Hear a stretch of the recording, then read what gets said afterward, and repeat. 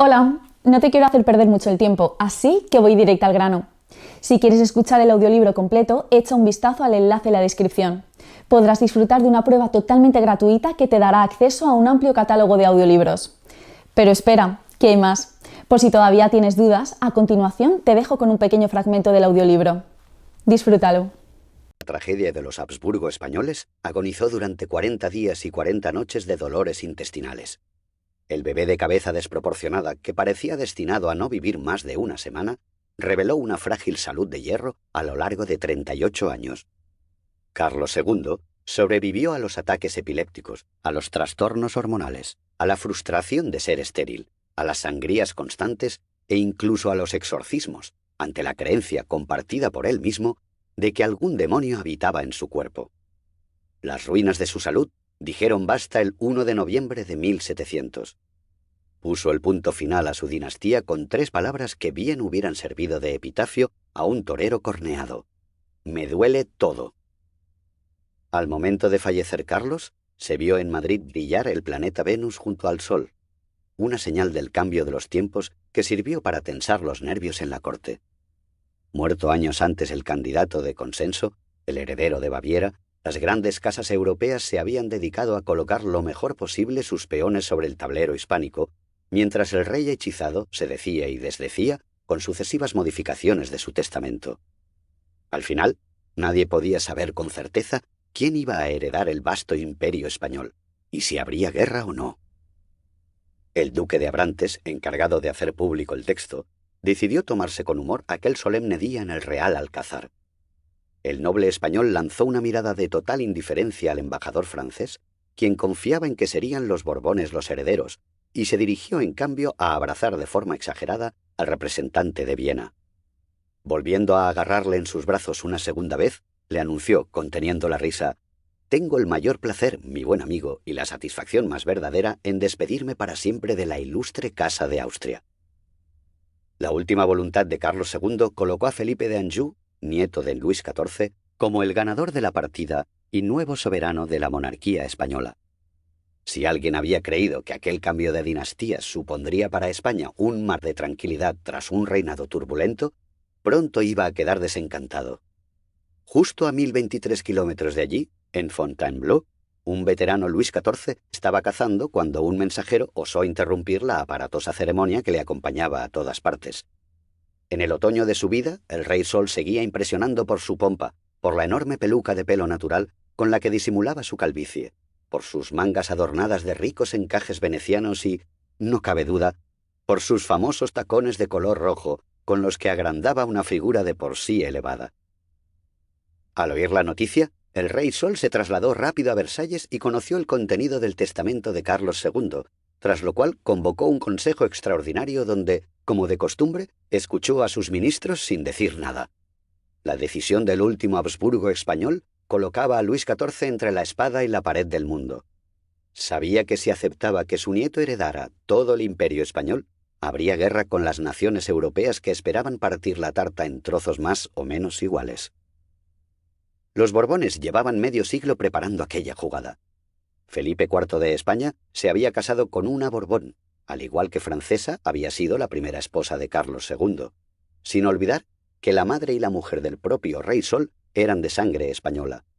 Precisamente de ese matrimonio con María Teresa emanaban las reclamaciones de la Casa Borbón a la corona española. El testamento de Felipe IV había descartado la legitimidad de los descendientes de su hija María Teresa, pero los franceses argumentaron que la cláusula excluyente no era válida, porque aún se les adeudaba décadas después parte de la dote. El abrazo del oso, el jaque a los Habsburgo, debía ser ahora o no sería. Una vez convocados todos los miembros de la familia real, junto a los representantes de las principales potencias europeas, Luis dirigió a su nieto Felipe, de aspecto tímido y una pizca montaraz, las siguientes instrucciones: «El rey de España os ha dado una corona. Vais a reinar, señor, en la monarquía más vasta del mundo, y a dictar leyes a un pueblo esforzado y generoso, célebre en todos los tiempos por su honor y lealtad. Os encargo que le améis y merezcáis su amor y confianza por la dulzura de vuestro gobierno». La dulzura habría de esperar. Europa se preparaba para la guerra. Un rey escondido tras las cortinas. Preso de sus ambiciones, Luis XIV ni se detuvo a preguntarse, ni parece que le interesara la respuesta, si aquel adolescente estaba o no preparado para reinar en un país desconocido para él. Si el muchacho era medio lelo, como sospechaba, bastaría con rodearlo de una guardia pretoriana de consejeros. Si no estaba listo, ya lo estaría a base de golpes y de extravagancias. Confiaba en poder manejar los hilos a través de sus embajadores en Madrid. Felipe de Anjou, de 16 años, había nacido en Versalles el 19 de diciembre de 1683. Su infancia transcurrió marcada por el fallecimiento de su madre cuando apenas contaba 7 años. María Ana Victoria de Baviera era una mujer fea y triste, lo que en aquel palacio resultaba como mojar cigalas en mostaza. Entre comilonas, embarazos y enfermedades imaginadas o no, la autopsia demostró que más de una era real, se apagó su vida antes de que cumpliera los 29 años. Vivió siempre o embarazada o aburrida, cuando no las dos cosas. Del padre de Felipe, el eterno delfín de Francia, tampoco se pueden escribir canciones épicas. Como su esposa, Luis de Francia era de buen estómago e indiferente al mundo más allá de las verjas del palacio. Se sometió a radicales dietas para adelgazar que, sostiene la tradición, situaron su cuerpo en el camino a la tumba. A los 39 años sufrió una apoplejía y una década después murió por un brote de viruela. No consta que su esposa ni él mostraran gran atención a la crianza de sus 3 hijos. Junto a sus 2 hermanos, Felipe había sido educado como un príncipe para la nueva era. Adiestrados para ser atletas y soldados con clases de natación y equitación, al mismo tiempo recibieron lecciones políticas y religiosas para reinar algún día en Francia, país donde los santos ni ven ni oyen. Como le pasara a Carlos de Gante 2 siglos antes, Felipe de Anjou fue elegido para mandar en la península ibérica sin saber español ni haber recibido instrucción sobre las costumbres e historia del país. El único guiño a su destino político procedió del mote profético Roi d'Espagne, Rey de España, que le puso su tía abuela Isabel Carlota del Palatinado, a quien el ánimo tímido y humilde del pequeño le recordaba más a un Habsburgo que a un Borbón. El ambiente restringido de su infancia agudizó este carácter retraído y le hizo el peor explorador en un país extranjero. Era incapaz de decidir nada, y cuando al fin arrancaba soltaba las palabras con lentitud y sin confianza en sí mismo.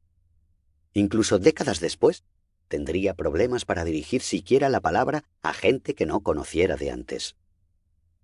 Felipe se tomó aún varios meses para abandonar París y dirigirse a España. El rey Sol le insistió durante su despedida en que nunca olvidara que era francés hasta los huesos, aunque, desde este instante, los Pirineos se han hundido.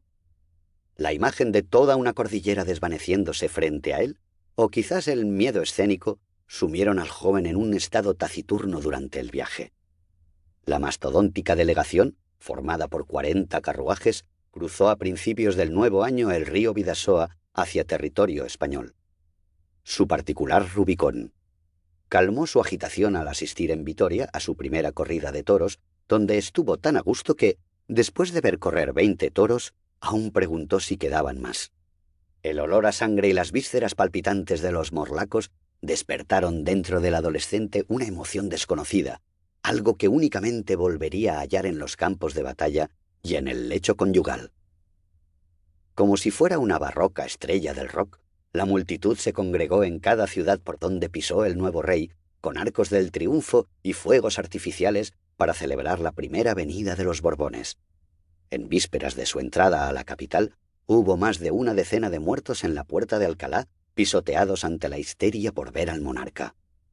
Mal augurio, peor drama, que no deslució su entrada en Madrid el 14 de abril, fecha un pelín republicana, y la posterior procesión de 4 largas horas hasta el Alcázar Real.